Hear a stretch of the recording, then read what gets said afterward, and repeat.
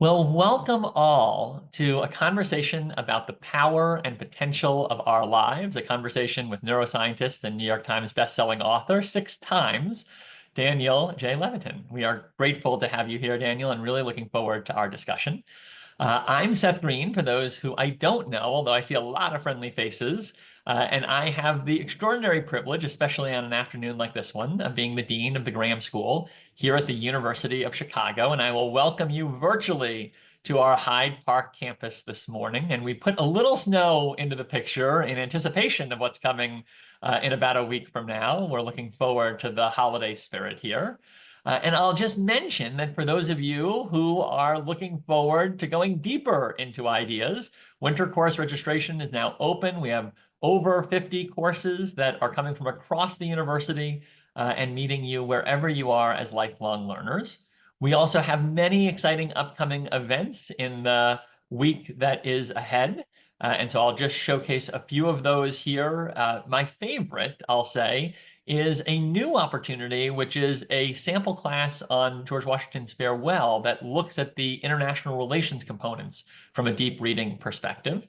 We also have coming up this Thursday our holiday party, which will be preceded by a new book talk by Lynn Apnip, one of our basic program instructors who has just published From Tragedy to Apocalypse. The first 30 people to join us in person will receive her book with signature gratis. And finally, if you are able to join us for the holiday party, you will have the joy of celebrating two phenomenal instructors, Fred Beitler and Austin Walker, who are receiving the Dean's Service Award and Innovation in Teaching Award, respectively. But the reason you are here today is to hear from Daniel Levitin. So let me add his spotlight here to the screen. Hello, Daniel. You all received his biography in advance. It is extraordinary. He is the James McGill Professor Emeritus of Psychology and Neuroscience at McGill. He is founding dean at Minerva. His research addresses fundamental questions in auditory memory, musical structure, and the neuroanatomy and neurochemistry of musical experience. He's published more than 75 peer-reviewed articles and is world-renowned among scholars. He is also very well known among the public because he writes regularly for The New Yorker, The Atlantic, The New York Times, appears regularly on NPR, and has written 6 consecutive best-selling books, the most recent of which we're going to dig into, Successful Aging, and I Heard There Was a Secret Chord. And so, Daniel, welcome. We are so grateful for the chance to talk with you. And I want to start by laying the table because your research focuses, as I mentioned, on auditory memory, musical structure, and yet over the past few years, you have really gotten into this area of healthy aging and health span. And so I'm curious if you could talk a little bit for a lay audience about, the big body of your research and then what led you from there into these questions about aging and health span. Well, first, I'd like to say, Dean Green, I'm really honored to be here. University of Chicago looms large, of course, as one of the greatest intellectual centers in the world, and I'm just so pleased to be able to be part of this today. I have to say that I have not been very careerist. So a normal science career advice would be you find some tiny little problem, whatever field you're in. It could be material science or chemistry or genetics or biology or my own field of neurobiology/neuroscience. And you just take that tiny little thing and you spend 40 years looking at it from different angles. And that never appealed to me. I just took up whatever interested me, and so although the bulk of my studies, as you point out, have to do with the musical brain, it's not even very programmatic in terms of that. It's not like I'm looking at one little sliver of the brain and looking at its musical contributions over a 40-year period. I just do whatever interests me. And so what happened about 10 years ago, my parents turned 80. And they said, well, you're Mr. Fancy Pants neuroscientist. What can you tell us about what we should be doing better? And I thought, well, I'll find you a book. I don't really know anything about this. I mean, I, from my own teaching at the undergraduate level and graduate school, of course, I would teach about the aging brain as part of an undergraduate course, and occasionally we'd get into this in a graduate seminar. But I was not an aging brain specialist. That's a real specialty. And so I couldn't find a book that I wanted to recommend to my parents. So as you and I have talked about earlier, I just decided, well, I better write it. And I figured, I know how to read the peer review literature, and I know what I don't know, which is especially important. I feel that if you'll allow me a diversion for a minute, Yeah. a lot of the political polarization we're finding in our country right now, I feel, results in part from what I would call an erosion in our respect for expertise.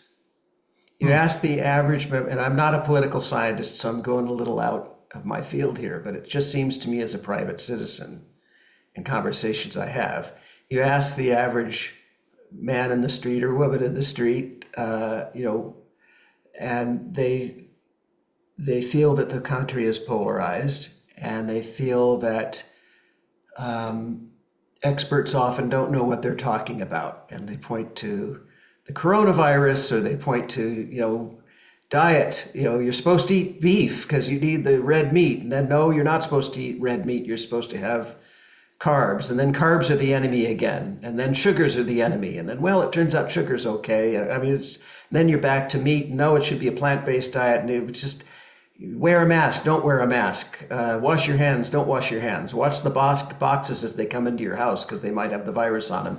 It seems like experts don't know what they're talking about. And so there's two things going on here. I recognize this is a diversion, but you seem game to give me a little bit of rope here. One thing that's going on is that the average person doesn't understand how science works. For those of you that have been to who have been to other scientific talks, you may have heard about Bayesian reasoning, which is just a fancy name for saying the way science works is we form an opinion based on the available information, but we're willing to revise our opinion when new information comes in. That is how science works. And it's very different than other endeavors. We're willing to admit what we don't know. We're willing to change our minds.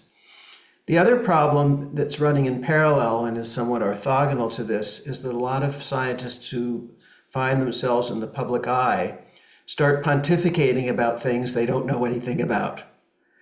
And I don't want to mention any names, but there are well-known public intellectuals who have a science background, and they have training and expertise in one field, but then they start talking about a whole other bunch of things. And in that context, they're really talking as private citizens who have their own views, but they're leaning heavily on their scientific credentials and their expertise in one field. And I don't like that. It erodes expertise when people who are not expert in a subject start talking about it. And so I was very wary to get into this aging field because I'm not known for that. So I took a lot of precautions. I read the peer-reviewed literature. I can tell what a rigorous study is and what isn't in the behavioral sciences in general and in life sciences. But I made an effort to talk to 50 experts when I wrote the aging book, just to say, am I misinterpreting this? What do I not know? How do I know what the good articles are and what the bad articles are? And so all of that as a preamble, I wrote the aging book basically to give to my parents. Oh, that's a beautiful preamble, and I'm sure that they were very grateful for this book. They're probably also very proud that it was another bestseller for their son. I want to dig into that book, Daniel, because one of the ideas that is central, that is core to your research, is this idea of neuroplasticity. When I have thought about aging, I think the popular perception out there is that aging is about decline and that, your abilities may over time winnow. And one of the remarkable aspects of neuroplasticity is the idea that your mind can actually grow later in life. That's not predestined. You write a lot about what needs to happen and what, shouldn't happen for that to occur. But can you talk a little bit about that concept of neuroplasticity? What does that mean and why does it matter? Because I think it's the foundation on which everything else we'll discuss is really based.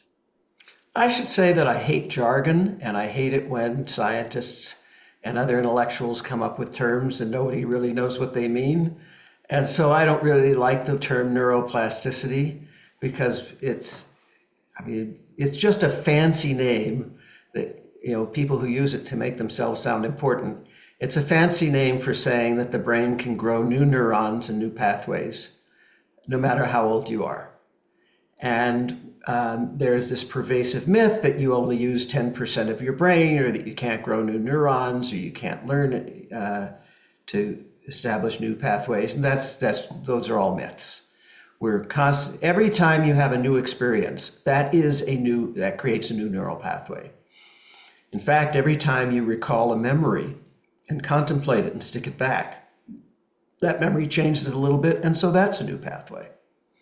And it's important to recognize this because our brains don't stop changing and growing at 60, 70, 80, 90, or 100. And although there's a societal narrative that aging is a time of decline and disability, it's unfair. It's an unfair caricature. It's not all lollipops and roses. Aging is not for sissies, as the T-shirt slogan says. But there's a lot of good about it that gets lost in the story. And so we know that on the one hand, we slow down, we become forgetful. That's inevitable. With every decade after 40, your processing speed slows. But there are compensatory factors, and the brain becomes better at other things. Well, and I know some of those crystallized intelligence and the ability to recognize patterns, among others. I want to go into how we can shape our aging in the sense of how our outlook and our lifestyle choices are incredibly meaningful in whether we're experiencing cognitive and physical growth or decline. So you just kind of went over how your brain can grow later in life, but let's talk about what actually leads it to grow. And maybe we can start on outlook with this idea of purpose. Why does purpose matter from your research and from the research that you've reviewed in terms of successful aging?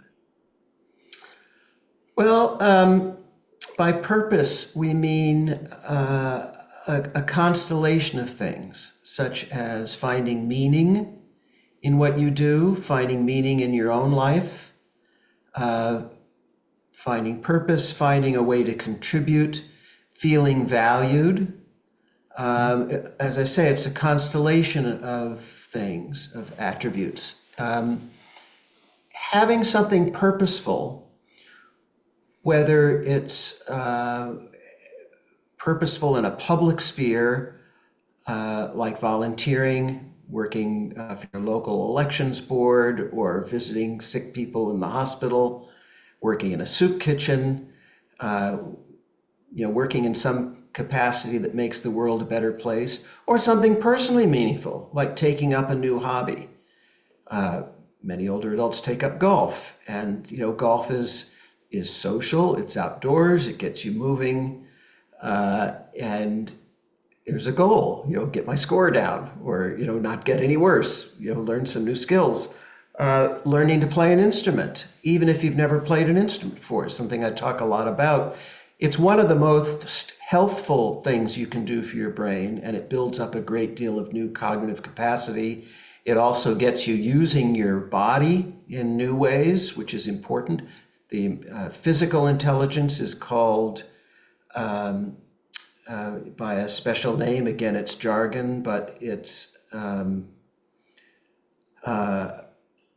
embodied cognition. The idea that our brains learn a lot through interacting with the environment.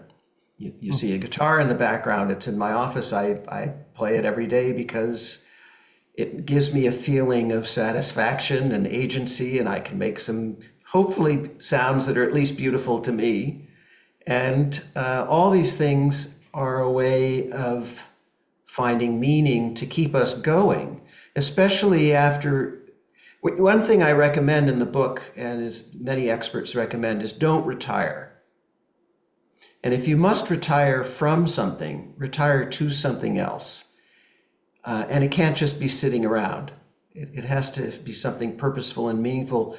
Because if we fail to challenge our brains and we fail to interact with others and to interact with great ideas, our brains will decline, and it can precipitate Alzheimer's and non-Alzheimer's cognitive decline.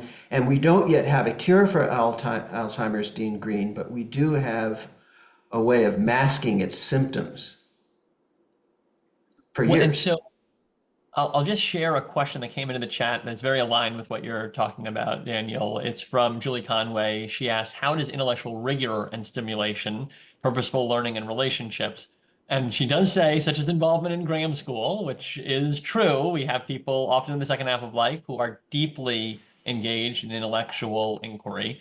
How does that enhance the aging process and staying active? Well, Julie, the whole point is to build up neural pathways and to keep building them and not just rely on the old ones. To stay physiologically stimulated, intellectually stimulated, and socially stimulated. In particular, a more rewarding waking life leads to better sleep. Sleep is a big contributor to overall physical health. You need sleep to restore and reset your body, and there's cellular housekeeping that has to go on. And it also it makes you a more interesting person, which means other people will be attracted to you, and that's a positive thing also. Okay, well, those are a lot of benefits of coming to the Graham School, but I will try to move us in another direction before I just keep asking questions on that front.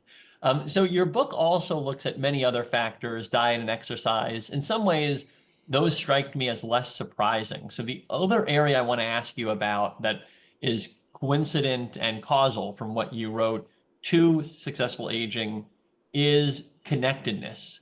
And you've talked a little bit about this, but why do relationships and community matter so much at this stage of life? Well, for one thing, having a conversation with somebody you've just met is about the most, along with playing an instrument, is one of the most complicated activities for the brain. What you and I are doing right now, we just met. We don't know each other. This is very complicated. The brain is working, whether you realize it or not. We're paying attention to each other's body language and our facial expressions. We're turn taking so we don't step on each other. We're trying to be respectful. I'm trying to not just provide you with canned answers that I've got stored somewhere where I press a button, they come out. I want to be responsive to your questions. You want to be responsive to what I'm saying. If we were in the same room, there'd be the added sort of evolutionary echo of possible danger that if I offend you, you might punch me in the nose. And so being in the same room as somebody is even, the stakes are higher. Not that you look like the kind of person that would punch me in the nose, but this goes back to tens of thousands of years of evolution. We're an aggressive species. So being in the same room as people is much better than being on a Zoom call, although this is pretty great. And the interactions with other people are stimulating to us in not just the ways I've spoken about, turn taking and perspective taking and all of that, but they allow us to feel less alone in the world. That creates a sense of optimism. And optimism is healthy. It releases the kinds of positive neurochemicals that actually boost the immune system. Well, so, before I move into your most recent book, I just want you to kind of reflect on the Successful Aging book for a moment. And we've talked about a number of aspects of it. are there two or three recommendations that maybe you ultimately offered to your parents based on all of your research, where you said, if you're going to do a couple things to live your best life, here's what I recommend? Well, so I would say one of the big things is associations, social things. Don't just. I mean, my parents are intellectuals. They both have graduate degrees. They're surrounded by books. And a bunch of books they haven't read, and they're always buying new books. So it would be easy for them to fall into a retirement of just reading. And reading is marvelous. It takes you to other places. It exposes you to ideas that are new. You meet people that you might not meet in real life. You go to places you might not go to. In science fiction, you go to places nobody's been to. Uh, it's wonderful, but if it's all just hermetically sealed, it's of limited use. So, at the very least, my parents could spend their life reading books and then talking to each other about them. That would be good. But they've known each other for 70 years. It would be better if they would meet young people and get new ideas, learn about things that and perspectives that are new to them, meet people from other cultures. So they've been doing that. They've been making an effort to meet their neighbors, to have young people over. And then the other thing that I recommend besides associations is a kind of conscientious premortem. I did a TED talk about this some years ago, and the premortem was suggested by Danny Kahneman, who passed away about a year ago. I had worked in his lab as a student. And the idea of a premortem is think about all the things that could go wrong and put systems in place that will help to minimize the damage. And for my parents, this meant that I went over to their house and I installed a lockbox with a key in it so that if they leave, they've got one of these doors that locks itself. Now, that's kind of a good thing because at their age, they're 90 and 92, they might forget to lock the door and then somebody could break in and, they live in the city, things like that happen. And that would be inconvenient to say the least. So they've got you pull the door shut, it locks. But on the other hand, they could get locked out. So now there's a combination lockbox with a key in it because they have locked themselves out because they forgot to bring the key. And it has what is for them an easy to remember combination. 4 digits that are meaningful to them, but not like 1111 or 1234 that anybody could figure out. It means having on a big whiteboard in the middle of the kitchen the phone numbers for their doctors, the hospital, their children, so they don't have to fumble for them. Premortem. It means having stocked up food and water in case of an emergency where there's an earthquake or something and they're shut in for a week or so. All this kind of stuff. Yeah. Well, so I want to come now to your most recent book, which really looks deeply at music and its healing power. And we have in the chat from Dave a question. You mentioned we have a way to mask the symptoms of Alzheimer's. Can you elaborate? And maybe I'll just broaden that because you look in your most recent book at how music can potentially be a healing power for many diseases, including Parkinson's, Alzheimer's, and others.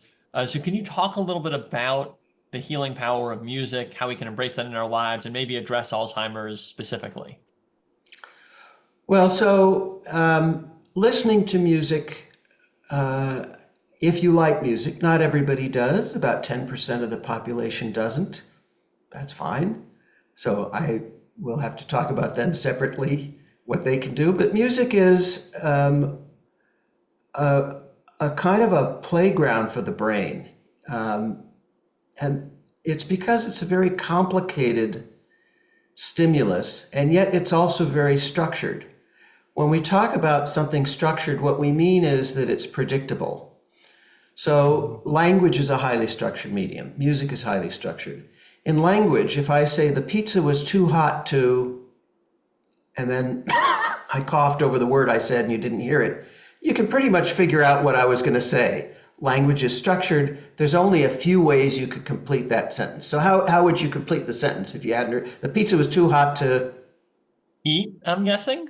Yeah, pizza was too hot to touch. It was too hot to handle. I mean, there's really a limited number of ways that that can go.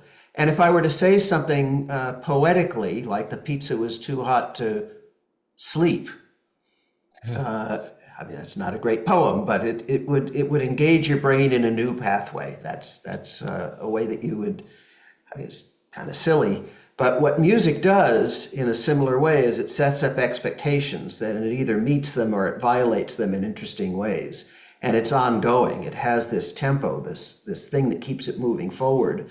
And so whether you're a musician or not, and whether you know it or not, your brain is trying to figure out what's going to come next.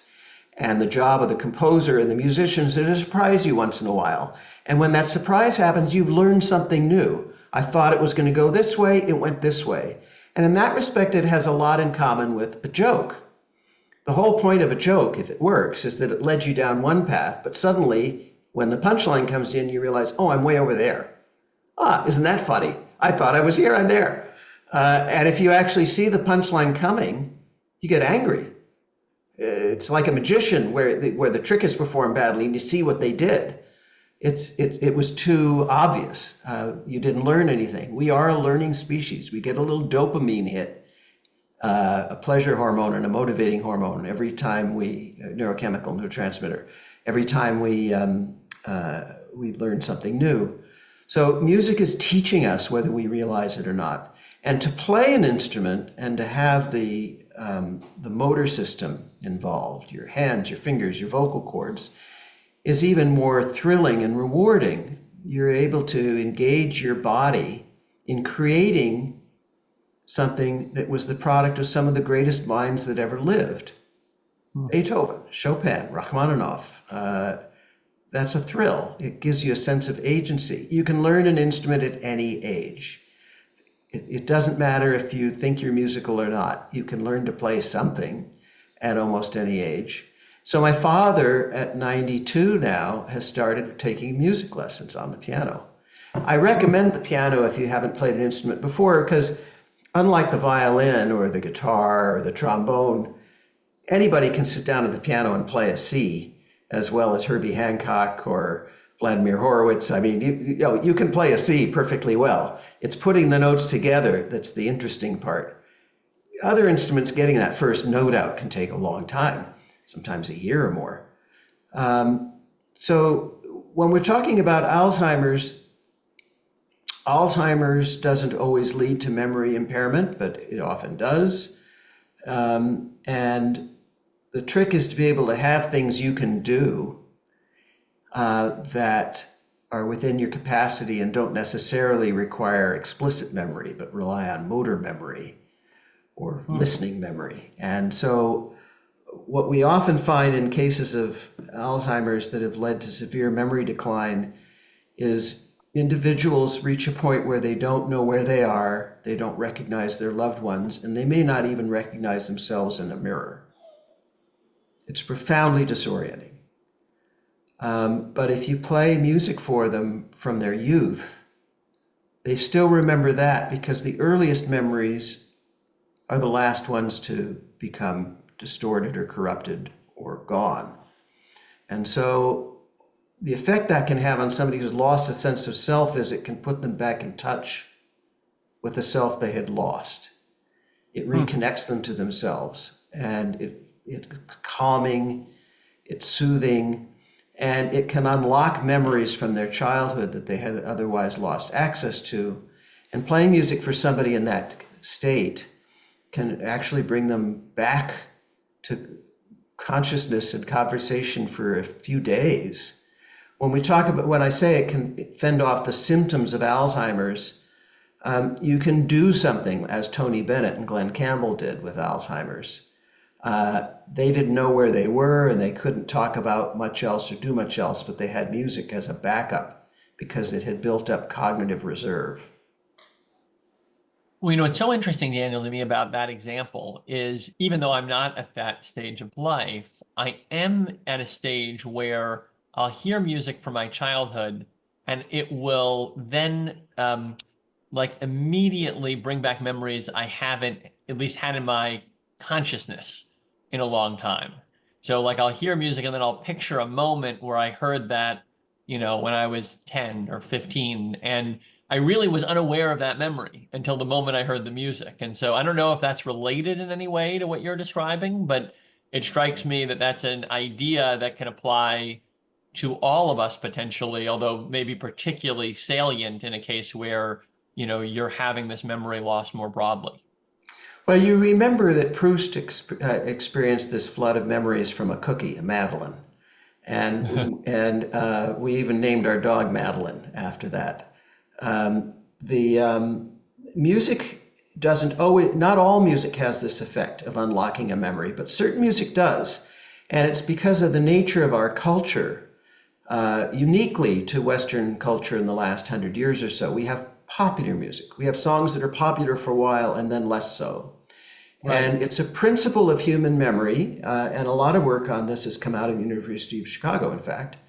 Uh, the psychology department, a grand tradition of memory research. The idea is that everything you experience, we believe, is somehow encoded in memory. Everything. Everything you've thought, believed, felt, experienced is in there somewhere. Problem is getting it out because there's a lot in there. And also, when you experience something, say a sunset on the banks of the lake, one of the Great Lakes, or a windstorm that blows your umbrella open, it's not just that gets encoded, but other little details surrounding it.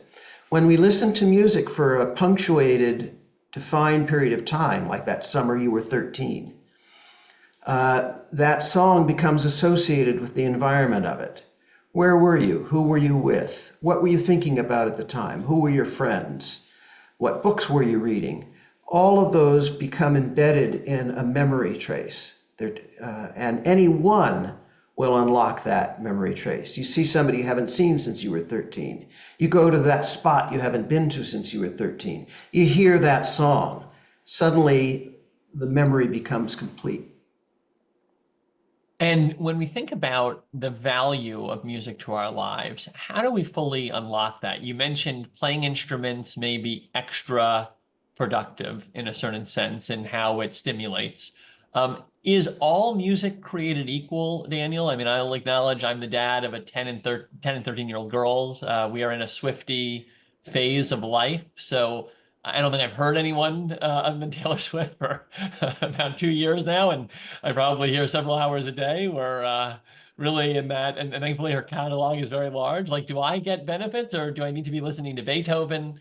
Talk a little bit about how to harness the power of music. What does that look like? It sounds like playing is best, but listening is valuable too. But there are probably certain ways and certain types to listen to that might be extra valuable. Share more, if you don't mind, for all of us curious.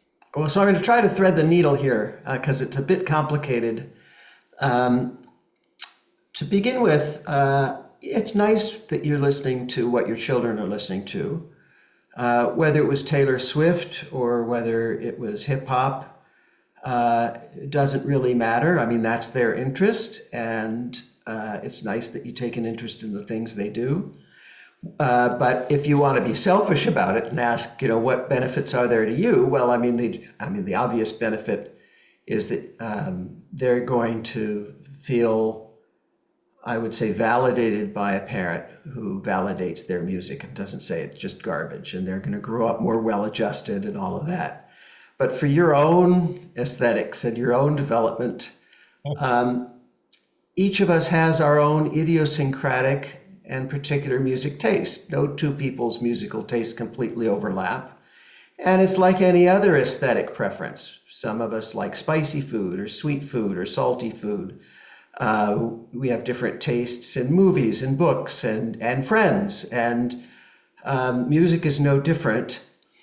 To get the benefits we're talking about of healing, whether it's healing your mood or your mind or your body or spirit, to begin with, you have to like the music. Right. If you're forced to listen to music you don't like, or even music you do like but you're not in the mood for right now, that's aversive. It releases cortisone, which is a fight or flight stress hormone. It's toxic in large amounts. Remember, Manuel Noriega, when nothing else would work, was driven out of his compound in Panama by the U.S. Army playing music he didn't like, Van Halen, at a very loud volume. And so, what you like, of course, is the most important thing.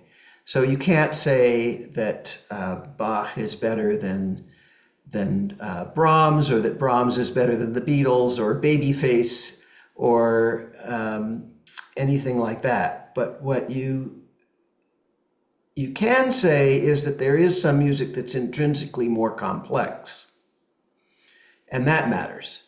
So look, if you like pop music, that's great.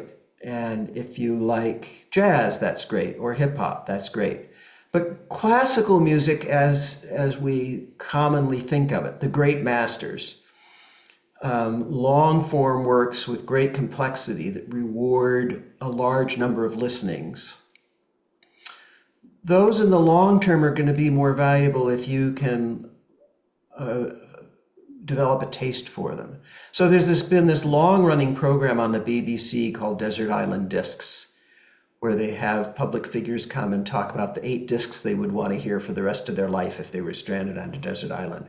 And typically they talk about, it was my friend, uh, the psychologist Dan Gilbert, that pointed this out to me. They typically talk about songs that were formative for them in their youth, or that, their favorite songs. But really what you would want on a desert island is something like Mahler's Fifth, something that's very we reward future listenings. That on the first 10 listenings you're going to hear superficial features. On the 40th listening, you'll hear things you'd never heard before. On the 100th listening, maybe you'll just follow the oboe part and hear things you hadn't heard before. That kind of stuff. And I write about this in the book based on conversations with Kent Nagano, a great conductor. That kind of stuff, I guess I shouldn't call it stuff, those kinds of compositions that will reveal secrets to you over many listenings are going to have the biggest impact over a lifetime. But it doesn't need to be that. I just learned to play Martha, My Dear, the Beatles song, on the piano. And it's a song I had always considered a bit, I don't know, kind of fun, and fluff is really the wrong word, but easy. But learning to play it, I discovered that it's got some very elaborate rhythmic syncopations, and Paul plays a major ninth chord, which is really far out and like a jazz chord. And I even found a video of Paul McCartney in an early version of him working it out, and it seems as though he hits that chord by accident, and he stops for a moment, and his head kind of goes like this, and he realizes how marvelous it is. And it is. It's something you would find in Miles Davis and Duke Ellington and occasionally Steely Dan. It is not a normal chord.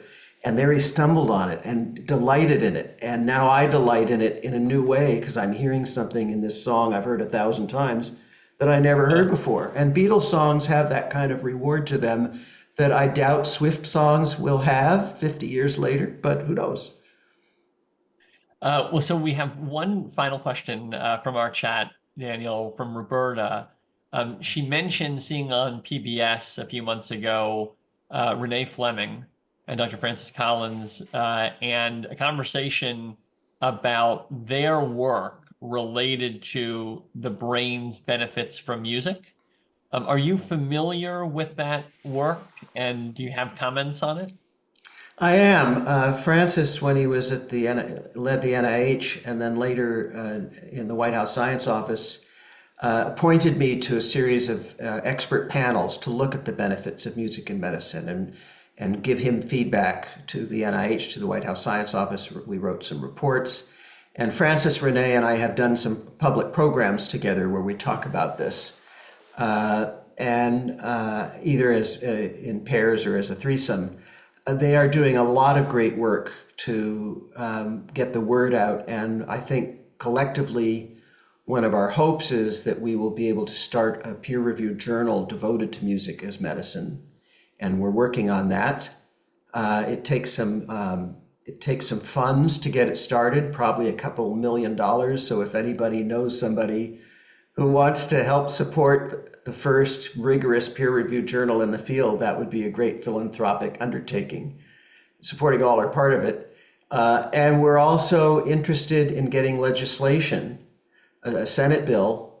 Francis and I have talked about ways to do this that would make it possible for Medicare to cover the costs of music therapy and music interventions. Not just for older people. I mean, it would start out with Medicare and then expand to other programs. But already, Blue Cross and Blue Shield of New Jersey will pay for music therapy and music interventions for people of any age.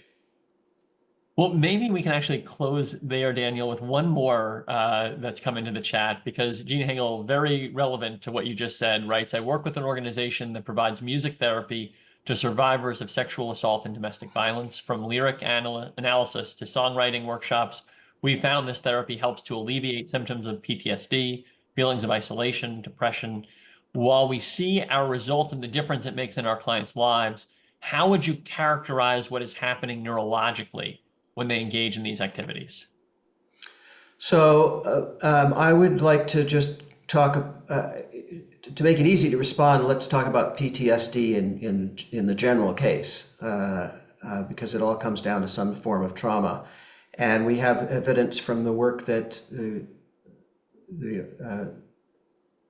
that you're describing with sexual assault victims, and there's a lot of evidence from soldiers. There's a specific program called Songwriting with Soldiers, where professional songwriters work with the soldiers who have PSD. Part of the problem with PTSD, of course, is the individual experienced some sort of life-threatening event that was very traumatic, or perceived as life-threatening in any case, which is the important part. And so various normal activities of daily life can trigger that trauma and make it difficult to function. They're like a filament in a light bulb without the encasing around them, very sensitive to any air current, metaphorically. And it seems as though neurologically, the act of writing a song about it can put, or hearing a song like Tracy Chapman's Fast Car and identifying with it, can put the trauma out there, outside your body, in this object, which is the song, and allow you to recontextualize the event, get it outside of you so that it's no longer stuck inside you, because part of the healing process is to be able to not identify with it and keep it hermetically sealed. Well, I have to say, one of the funnest parts of my work is to interview people who are amazing and who help me better understand myself as well as the world. And so I'll close, Daniel, by saying that your research is so invaluable. And just as we finished in this example, and I realize I do not have the type of experience that we've just talked about, but before I'll make let's say a big speech, sometimes if I'm feeling anxious, I keep headphones with me. I put them in. I listen to a song, turns out from my teenage years that always just, resonated for me and made me feel comfortable. And it's like immediately, it's like, okay, I've got this. And, that's been a habit of mine for decades now. I haven't really understood the neurological context in which this was all working. And so it's just amazing to kind of glimpse into the mind and understand it better. And you're an absolutely extraordinary guide. Thank you for taking the time today. Thank you for joining us and sharing your wisdom with our community. And we look forward to whatever may be next. And since you're someone who does not just stick to the, one area and look at it for 40 years, we can't wait for what's ahead. Thank you very much. Pleasure to be here. Have a great afternoon, everyone. Thank you all.